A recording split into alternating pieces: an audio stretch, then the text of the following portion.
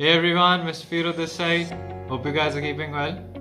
So guys, in our previous video we spoke about mental health and how dogs play an important role in helping us overcome those mental health issues, right? So today we'll be talking about capitalism. Yes, that's right. And I'll tell you the relevancy of capitalism in the pet industry. So capitalism in its true terminology is a good thing. It basically drives economies. It's a free market. The more companies, the more employment, the more cash flow, right? But the problem arises with one of the most controversial aspects in capitalism, which is lobbying. So lobbying happens when the so-called capitalists use their money power to bend governmental regulations in their favor. They are in a way calling the shots. So, though there isn't any proof, but majority of the pet food brands do not meet the AFCO guidelines, but they're still there in the market. So money talks. It's like, we'll fund one of your governmental projects and you approve our product. You scratch our back, we scratch your back. Right? Lobbying happens in every industry, including the pet industry, because after all, it's $100 billion industry globally. So let's just take our country, for instance, though we do not have certain stringent regulations in comparison to the United States, but we do have certain criterias which need to be cleared in order to get the product in the market. So I won't name the brands, but I'll still say the one with the yellow packing and the one with the red and black packing.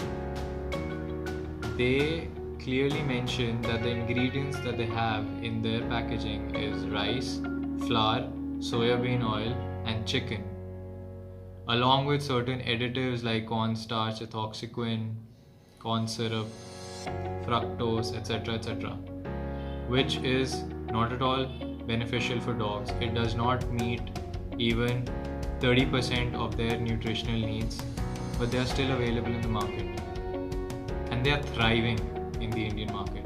You know why? Because we are a price sensitive country. We are not actually interested in going for a good quality product, but we are interested in going for a cheap product. That is why they're thriving in our country. In any other country, these brands would not be even fit for qualification. So we need to change. Also, we need to have certain strict regulations when it comes to dog and cat food products, right? There should be certain criteria that have to be met, but that's a different topic altogether. So yeah, coming back to capitalism. So guys, even if you look at the net, our internet is also not one of the reliable sources. If you want to get information which is relevant, which is correct, you really need to dig deep, right? Because all the reports, blogs, articles are also sponsored by many of these big brand companies, and not just their own sites. Let's say certain other sites. Okay, I'll give an example of American Kennel Club. So American Kennel Club is a known institution in the United States. But if you look at if you just type American Kennel Club sponsor, you will get Royal Canin. Royal Canin is a food brand of Mars International. So all the reports that you get in American Kennel Club are of course in favor of the Royal Canin food brand. So you don't know the authenticity. So the things that you will find in American Kennel Club, the ingredients that they say are correct, are safe, are alright for dogs, but you will find 10 other sites which mention that they're detrimental. This leads to confusion.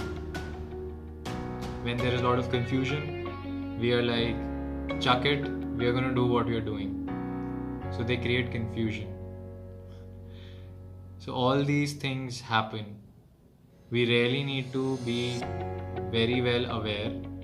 This is the time to not to be taken for a ride, and do what is best for your pets. Listen to your own self. You guys are also responsible. Do your own research and at least follow one particular source which you really confide in. So that's all. I would also in the end recommend that you guys watch Saving Capitalism and What the Health on Netflix. It will give you a in-depth knowledge about lobbying and how these things work. So be self-aware and stay safe. Keep your dogs happy too. Take care, guys.